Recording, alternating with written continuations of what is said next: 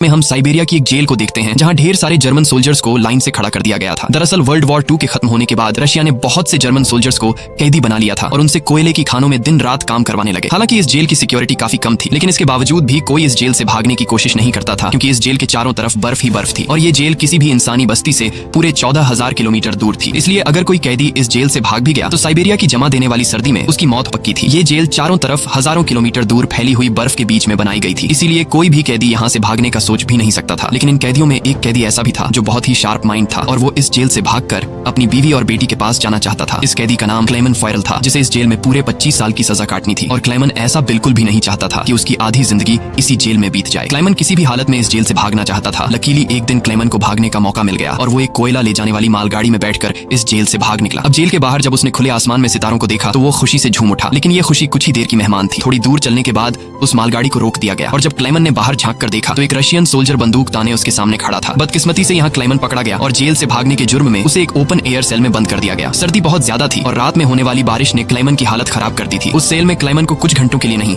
बल्कि पूरे 2 दिनों तक रखा गया। अब पूरे 2 दिन बाद अगली सुबह जेल का वार्डन उसके पास आया और उसे सेल से बाहर निकालकर उससे कुछ भी टॉर्चर नहीं किया गया। बस सिर्फ ये बोला कि तुम्हारे साथी बेसब्री से तुम्हारा इंतजार कर रहे हैं। अब जब क्लेमन अपने साथियों से मिला तो वो सब लाठियां और डंडे लेकर उसका इंतजार कर रहे थे। वो सब क्लेमन पर बहुत गुस्सा थे क्योंकि क्लेमन के भागने की वजह से उन सबको पिछले 2 दिनों से भूखा रखा गया था और क्लेमन को अब वार्डन की बात समझ में आ गई कि उसने क्यों कहा था कि तुम्हारे साथी तुम्हारा इंतजार कर रहे हैं। अब क्लेमन को देखते ही बाकी कैदियों ने उस पर हमला कर दिया और उसे बहुत बुरी तरह से मारा। इस मारपीट में क्लेमन इतना जख्मी हो गया कि उसे जेल के हॉस्पिटल में एडमिट करना पड़ा। इस जेल का डॉक्टर भी एक जर्मन कैदी था। जैसे ही क्लेमन होश में आया उसने डॉक्टर से कहा कि मैं एक बार फिर से जेल से भागना चाहता हूँ और मुझे आपकी मदद चाहिए। डॉक्टर क्लेमन की बहादुरी देखकर हैरान रह गया कि ये इतना सब कुछ झेलने के बाद भी हार मानने को तैयार नहीं। डॉक्टर ने उसे समझाया कि इस जेल से जिंदा भाग पाना नामुमकिन है और अगर तुम यहाँ से भाग भी गए तो बाहर की जमा देने वाली सर्दी में मर जाओगे। लेकिन हकीकत ये भी है कि अगर तुम यहाँ से नहीं भागे तब भी तुम्हारी मौत पक्की है, क्योंकि जिन कोयले की खानों में तुम काम करते हो वहाँ कार्बन की मात्रा बहुत ज्यादा है जो हवा के जरिए तुम्हारे शरीर में जाता है और उससे कैंसर जैसी खतरनाक बीमारियां होती हैं। इसलिए डॉक्टर ने क्लेमन से कहा कि तुम्हें एक आखिरी बार इस जेल से भागने की कोशिश जरूर करनी चाहिए। उसके बाद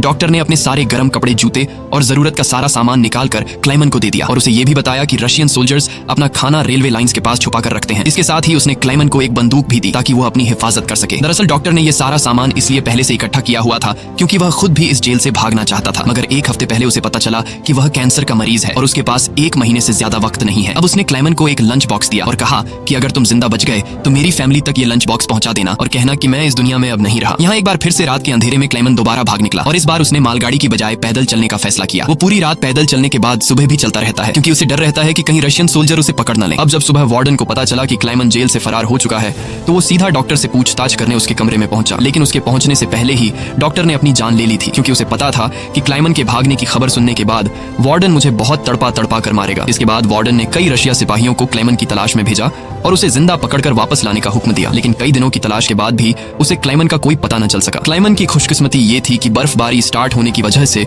उसके पैरों के निशान मिटते जा रहे थे, जिससे क्लेमन को ढूंढना मुश्किल पड़ रहा था। अब सबको लगने लगा कि क्लेमन इस सर्दी में जमकर मर चुका होगा, मगर वार्डन मानने को तैयार नहीं था क्योंकि वार्डन जानता था कि क्लेमन बहुत स्ट्रांग है और वो इतनी आसानी से हार नहीं मानेगा, इसलिए उसने तलाश जारी रखने का हुक्म दिया। वहीं दूसरी तरफ हम क्लेमन को देखते हैं जो पूरे जोश के साथ बर्फीले तूफान को पार करते हुए आगे बढ़ रहा था। जेल से भागने के 9 दिन बाद उसे अचानक कुत्तों के भौंकने की आवाज सुनाई दी और जैसे ही वो पीछे मुड़ा उसने एक स्लेज को अपनी तरफ आते देखा। उससे पहले कि वो भागता वो स्लेज उसके पास आ गई और उस पर चढ़ती हुई आगे निकल गई। तभी क्लेमन की आंख खुल गई और उसे पता चला कि वो सिर्फ सपना देख रहा था। दरअसल क्लेमन पिछले 9 दिनों से पैदल चल रहा था और अब उसका खाना भी खत्म हो चुका था। भूख और थकान की वजह से उसका आगे बढ़ना मुश्किल हो गया था, लेकिन इसके बावजूद क्लेमन ने हार नहीं मानी और जैसे तैसे चलता रहा। कुछ दिनों के बाद उसका जिस्म भी जवाब दे गया और वो भूख से बेहोश हो गया। अब कुछ घंटों बाद जब उसे होश आया उसने अपने आसपास एक अजीब सी आवाज सुनी। तभी उसने एक सील को देखा और ये देखते ही उसकी आंखें चमक उठी। उसने फौरन अपनी बंदूक निकाली और पूरी ताकत के साथ निशाना लगाने की कोशिश की, लेकिन थकान और कमजोरी की वजह से उसका निशाना गलत हो गया और वो सील वहां से भागने लगी। क्लेमन जिसे कई दिनों बाद जिंदा रहने की एक छोटी सी उम्मीद मिली थी वो इस उम्मीद को हाथ से नहीं जाने दे सकता था। क्लेमन फौरन उसके पीछे दौड़ा, लेकिन दौड़ते वक्त क्लेमन बर्फ टूटने की वजह से पानी में गिर जाता है जिससे उसके पैर में चोट आ जाती है, लेकिन जख्मी होने के बावजूद वो सील का पीछा करने लगा। क्लेमन जैसे ही गोली चलाने वाला था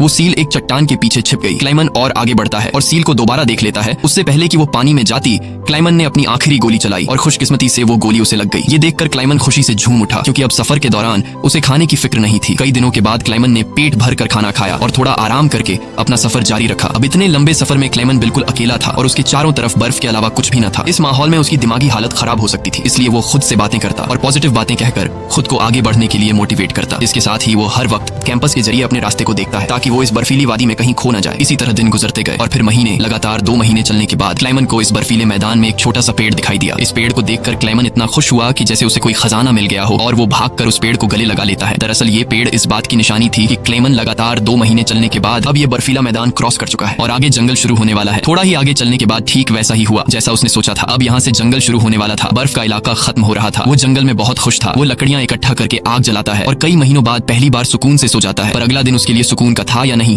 ये कोई नहीं जानता। दूसरी तरफ हम वार्डन को देखते हैं जो अब भी क्लेमन की तलाश में था और उसने अपनी सर्च पार्टी को हुक्म दिया कि वो 500 किलोमीटर के दायरे में क्लेमन की तलाश करे। वहीं क्लेमन एक जंगल से होता हुआ आगे बढ़ रहा था कि अचानक वहाँ एक बर्फीला तूफान आ गया। ये तूफान इतना तेज था कि बड़े बड़े पेड़ भी जमीन से उखड़कर गिरने लगे। क्लेमन जैसे ही आगे बढ़ने की कोशिश करता है, एक बड़ा सा पेड़ सीधा उस पर गिर जाता है। क्लेमन की किस्मत अच्छी थी कि शाम में 2 आदमी यहाँ से गुजरे जो सोने की तलाश में थे। उन्होंने क्लेमन को देख लिया और वक्त पर उसकी जान बचा ली। उसके बाद ये तीनों एक साथ आगे बढ़े और कई दिनों के सफर के बाद बर्फीले मैदान से बाहर निकल आए। रास्ते में उन्हें एक दरिया मिला जिसे पार करने के लिए उन्होंने लकड़ी की एक कश्ती बनाई। दरिया पार करते वक्त वह आपस में बातें करने लगे और एक दूसरे को बचपन के किस्से सुनाने लगे। लेकिन इसी बीच दरिया का बहाव तेज हो गया और कश्ती काबू से बाहर होने लगी। ऐसे में एक साथी का तवाजुन बिगड़ गया और वह सीधा पानी में जा गिरा। उसे तैरना नहीं आता था, वह डूबने लगा। ये देखकर क्लेमन ने पानी में छलांग लगा दी और किसी तरह उस आदमी को किनारे तक लाकर उसकी जान बचाई। दूसरी तरफ उनका दूसरा साथी उन दोनों को डूबने के लिए छोड़ देता है और अकेला आगे बढ़ गया। उसका दूसरा साथी बहुत ही लालची था। उसे लगा कि वो दोनों मर गए होंगे और लालच के चलते उसने अपने दोस्त का सोना भी खुद के पास रख दिया। थोड़ी देर बाद जब क्लेमन और दूसरा आदमी टेंट तक पहुंचे तो उस आदमी को अपने दोस्त पर बहुत गुस्सा आया और उसने उसे गोली मारकर उसकी जान ली। उसके बाद क्लेमन और वह आदमी ने सामान उठाया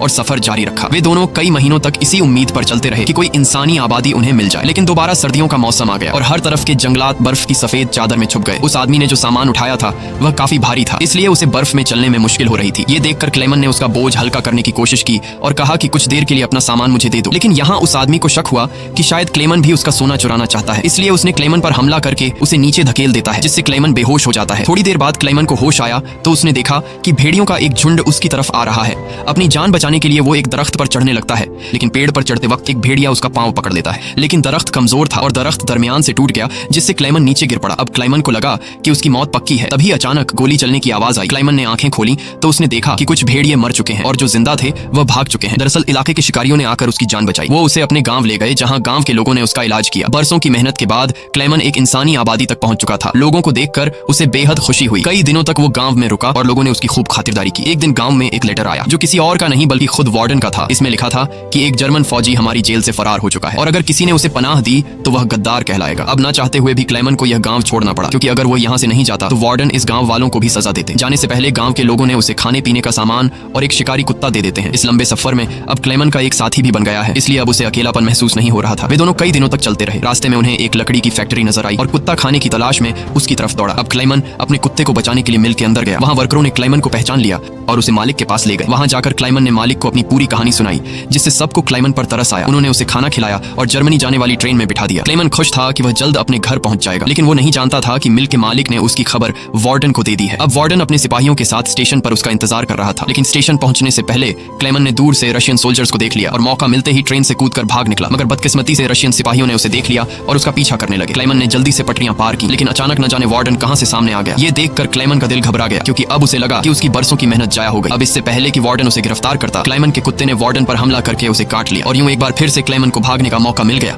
और वह पूरी जान लगाकर यहाँ से भागने लगा। लेकिन तभी उसे गोली चलने की आवाज आई और जब उसने पीछे मुड़कर देखा तो उसने अपने कुत्ते को मरा हुआ देखा। ये देखकर क्लेमन को काफी दुख हुआ, लेकिन इसके बावजूद भी वो रुका नहीं और अपनी पूरी ताकत से आगे बढ़ता रहा। उसके बाद वो पुल के ऊपर चढ़ा और नीचे से गुजर रही ट्रेन के ऊपर कूदकर वहां से भाग निकला और कुछ इस तरह से वो वार्डन के हाथों से फिर बच निकला। अब ऐसे ही दिन गुजरते गए और क्लेमन आहिस्ता आहिस्ता इस सफर में आगे बढ़ता रहा। देखते ही देखते साल 1952 आ गया और अब क्लेमन को जेल से भागे हुए पूरे 7 साल हो चुके थे। वो उस वक्त सेंट्रल एशिया में था और एक गांव के मेले में इधर उधर भटक रहा था। उस मेले में उसने खाने पीने की अलग अलग चीजें देखी। खाने को तो उसका मन कर रहा था, लेकिन उसके पास पैसे नहीं थे, इसलिए वो दिल पर पत्थर रखकर आगे बढ़ गया। तभी उसकी नजर 2 लड़कियों पर पड़ी जो मेले में पैनकेक्स बेच रही थी। क्लेमन ये पैनकेक तो खाना चाहता था, लेकिन उस बेचारे की जेब में 1 पाई तक नहीं थी, इसलिए वो मायूस होकर आगे चलने लगा। पर तभी उनमें से एक लड़की को उस पर तरस आ गया और उसने पैनकेक का एक हिस्सा तोड़कर क्लेमन को दे दिया। पहले तो क्लेमन को थोड़ा अजीब लगा, फिर उसने लड़कियों का शुक्रिया अदा करते हुए वो पैनकेक खा लिया। अब इस मेले में एक ज्यूइश आदमी भी था जिसने ये सब कुछ देख लिया था। उसके बाद क्लेमन एक चर्च में गया और ये आदमी भी उसका पीछा करते हुए चर्च में आ पहुंचा। दरअसल ये आदमी भी किसी जमाने में एक कैदी हुआ करता था, इसलिए उसने क्लेमन को पुलिस के हवाले नहीं किया और उसकी मदद करने की कोशिश की। उसके बाद वो क्लेमन को लेकर अपने घर गया, जहां क्लेमन ने कई साल बाद शेव की और अपने पुराने हुलिये में वापस आया। फिर उस आदमी ने क्लेमन को एक नया पासपोर्ट दिया ताकि वो रशिया के बॉर्डर को क्रॉस करके जर्मनी पहुंच सके। क्लेमन उस आदमी से बहुत खुश हुआ। जाने से पहले क्लेमन ने उसका शुक्रिया अदा किया और रशिया और जर्मनी की बॉर्डर की तरफ निकल पड़ा। कुछ हफ्ते बाद क्लेमन रशिया के बॉर्डर तक पहुंच गया और वहां वहाँ मौजूद रशियन सिपाही को अपना पासपोर्ट दिखाया। यहाँ क्लेमन को यह डर था